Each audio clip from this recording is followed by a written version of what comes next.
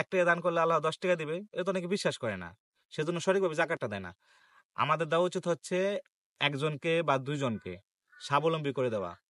5 লাখ, 10 লাখ একজনকে ধরায় দিব গরিব ফ্যামিলিকে, যে সে স্বাবলম্বী হয়ে যাবে। যে আল্লাহ তাআলা বলছে যে আল্লাহর রাস্তায় মানে যে দান করে 1 টাকা দিলে 10 টাকা ফেরত পাবে। তো আমরা এটা বিশ্বাস দেই না। আমরা ভাবি যে কি আমার গাইড থেকে আমি এত কষ্ট করে টাকাটা কামাইছি, আমি 10,000 টাকা দিয়ে দিমু, আমি 1 লাখ টাকা দিয়ে দিমু, আমি 1 কোটি টাকা দিয়ে দিমু, আমার জাকাত আসছে। তো এত টাকা দিম কেন লিগা? তাহলে কি করি?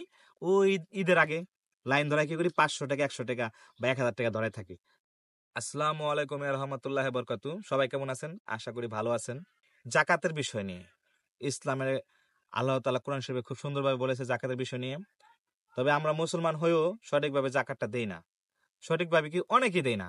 ১০০ এর মধ্যে ৯০% দেই না আমরা জাকাতটা। কারণ আমরা জানি না জাকাতটা কিভাবে দিতে হয়। অথচ আপনার কাছে যদি ১ লাখ, ২ লাখ, ৫ লাখ টাকা এভেইলেবল এই যুগে থাকে, জাকাতটা হয়। তবে আরেকটা বড় বিষয় কি আমরা বিশ্বাস করি না আল্লাহর কথা। সেটা হচ্ছে কি? আপনার মাথায় ভালো করে খেয়াল করে নেন, আমি মিথ্যা কথা বলতেছি না।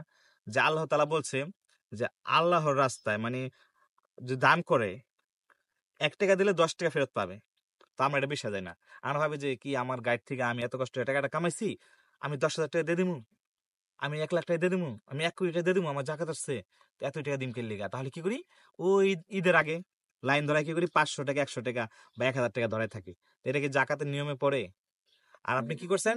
আপনার ১ কোটি টাকা জাকাত আসছে, আপনি কি করলেন? ১০ লাখ, ৫ লাখ বা ২০ লাখ বিলাইলেন। আর ৮০ লাখ টাকা আপনার রাইখা দিলেন। তো এটা কি হইল? আপনি আল্লাহর কথা বিশ্বাস করলেন না। যদি আল্লাহর কথা বিশ্বাসই করতেন যে ১ টাকা দিলে ১০ টাকা ফেরত পাবো, তাহলে আপনি ১ কোটি টাকা যদি জাকাত দেন, ১০ কোটি টাকা ফেরত পাইবেন। এটা আল্লাহর কথা। আর আল্লাহর কথা কোনদিন বিশ্বাস যেতে হবে। কোনদিন অবঙ্গ হয় না। আল্লাহ ভঙ্গ করে না এবং অবিশ্বাস হয় না। আর বিশ্বাসটা হচ্ছে ঈমান। তাহলে আপনার ঈমানটা কোথায় রইল? যেহেতু আপনার আল্লাহর কথা বিশ্বাসই করলেন না।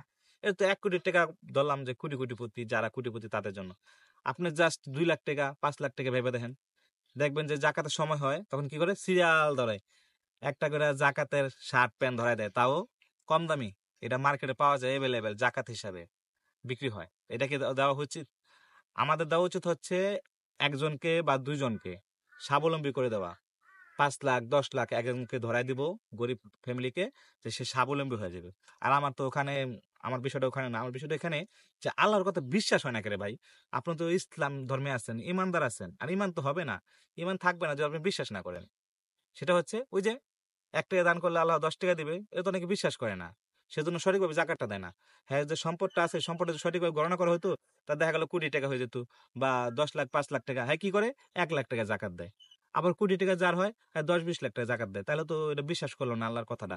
যে আমি ১ টাকা আমার রাস্তায় দান করলে আমি তোমাদেরকে ১০ টাকা দিব বা ১০ গুণ দিব।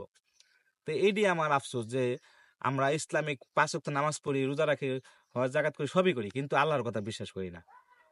জাকাতটাও লোক দেখানো জাকাত। আজকাল এভেলেবেল সবাই দেখি করে, ছোট বড় সবাই করে। লোক দেখানো হয়ে গেছে। তো আল্লাহর কথা বিশ্বাস করুন, ঈমানটা ধরে রাখুন। শুধু জাস্ট জাকাতটা সুন্দরভাবে দেন। আল্লাহ তাআলা আপনাকে ১০ গুণ দিবে। আপনার ১ কোটি হইছে কি হইছে? ২ কোটি জাকাত হইছে কি হইছে? আপনি ২ কোটি টাকা দিয়ে দেন। ১০ গুণ ২০ কোটি টাকা পাবেন। ১ কোটি টাকা হইছে, দিয়ে দেন। আল্লাহর কথা ভরসা করে আপনি ১০ কোটি টাকা ফেরত পাবেন। আপনার ৫ লাখ টাকা জাকাত আছে, দিয়ে দেন।